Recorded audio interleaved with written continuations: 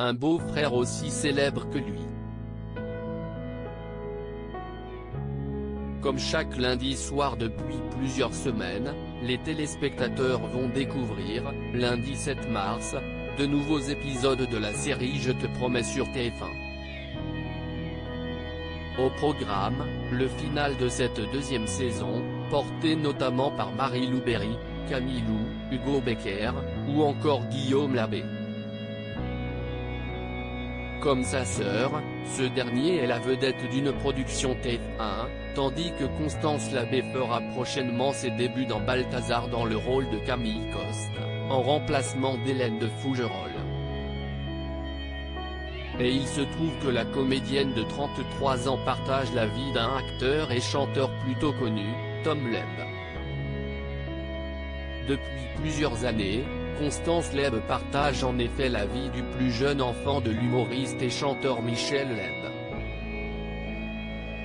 Si est sa sœur aînée, Elsa, qui avait révélé leur histoire au grand jour au cours de vacances en famille à Arcachon, en juillet 2021. Né en 1990 à Paris, Tom Leb s'est lancé dans une carrière de comédien, en débutant dans la série Sous le soleil de Saint-Tropez, puis dans Avis de Mistral en 2014 avec Jean Reno, avant d'enchaîner les rôles dans des films comme Mon Poussin, Les Nouvelles Aventures de Cendrillon, ou encore Edmond, Si est-il la vie, Pour y gâter et 8 rues de l'Humanité.